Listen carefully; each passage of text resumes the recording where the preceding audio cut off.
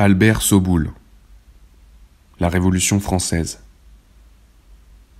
L'insurrection du 10 août 1792.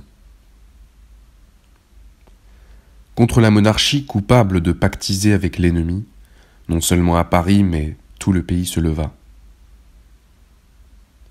L'insurrection du 10 août ne fut pas l'œuvre du seul peuple parisien, mais du peuple français, représenté par les fédérés.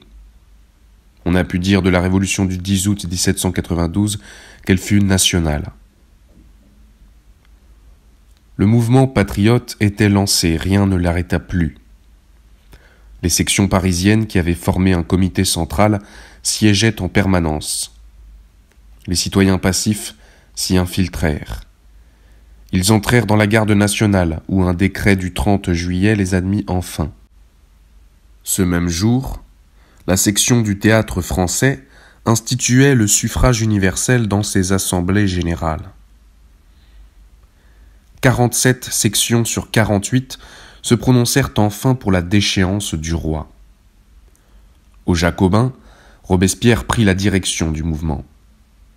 Dès le 11 juillet, il avait harangué ses fédérés.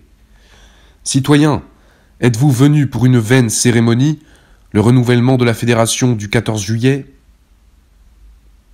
Sous son inspiration, furent rédigées des pétitions de plus en plus menaçantes que les fédérés présentèrent à l'Assemblée, réclamant le 17 puis le 23 juillet la déchéance du roi.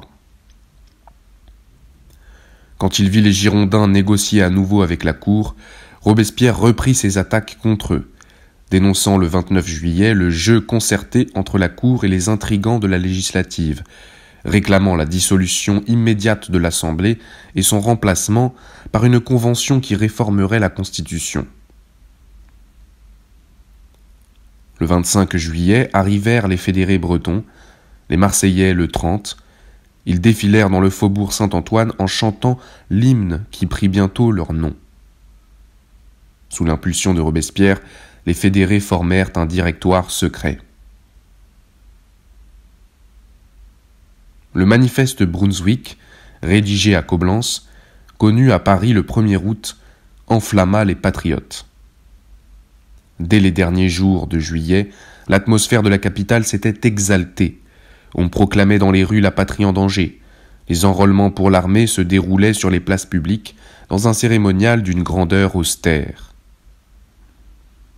Dans l'espoir d'effrayer les révolutionnaires, Marie-Antoinette avait demandé au souverain ennemi une déclaration menaçante.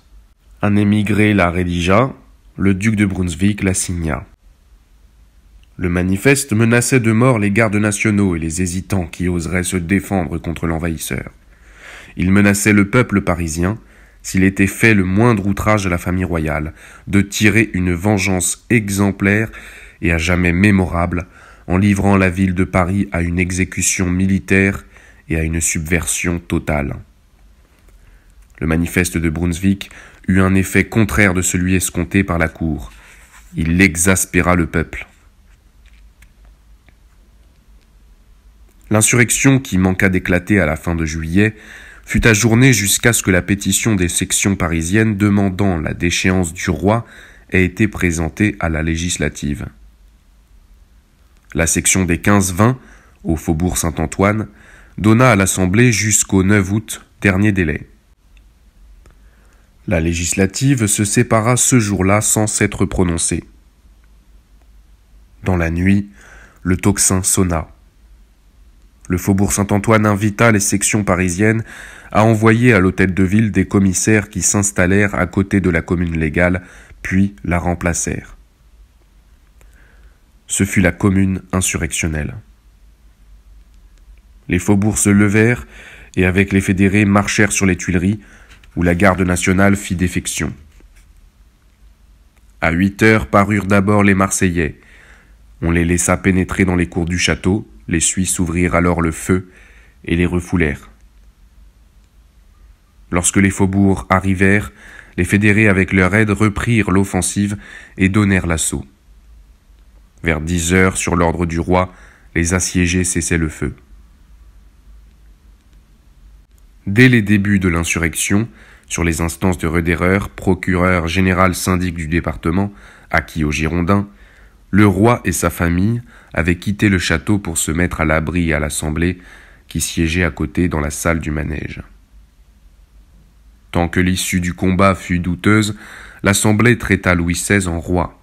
Quand l'insurrection fut victorieuse, elle prononça non la déchéance, mais la suspension du monarque et vota la convocation d'une convention élue au suffrage universel, comme l'avait proposé Robespierre.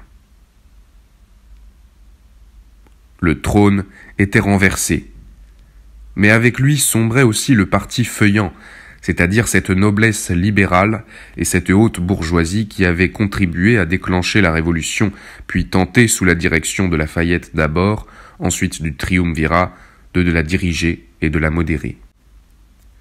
Quant au parti girondin, qui s'était compromis avec la cour et s'était efforcé d'arrêter l'insurrection, il ne sortait pas grandi d'une victoire qui n'était pas la sienne.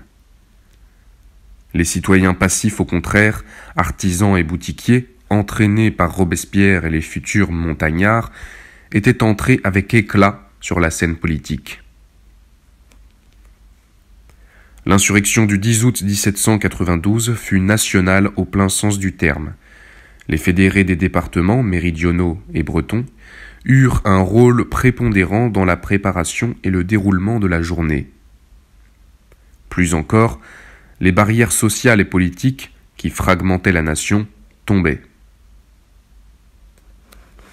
Une classe particulière de citoyens, déclara la section parisienne du Théâtre Français le 30 juillet 1792, n'a pas la faculté de s'arroger le droit exclusif de sauver la patrie.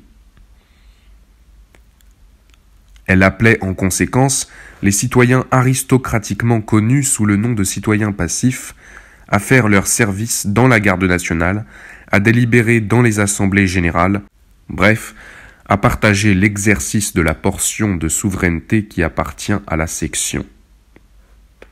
Le 30 juillet, l'Assemblée législative consacra un état de fait en décrétant l'admission des passifs dans la garde nationale. Pendant le danger de la patrie, déclara la section de la butte des Moulins, le souverain doit être à son poste, à la tête de ses armées, à la tête de ses affaires, et il doit être partout.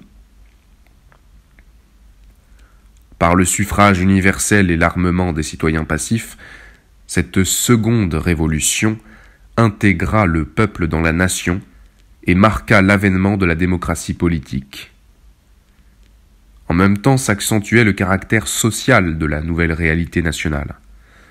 Après de vaines tentatives, les anciens partisans du compromis avec l'aristocratie s'éliminèrent eux-mêmes. Dietrich tenta de soulever Strasbourg, puis s'enfuit. Le 19 août 1792, Lafayette, abandonné par ses troupes, passa aux Autrichiens. Mais, plus encore, l'entrée en scène de la sans-culotterie aliéna à la nouvelle réalité nationale une fraction de la bourgeoisie. Déjà les résistances s'affirmaient contre cette république démocratique et populaire qu'annonçait la seconde révolution du 10 août.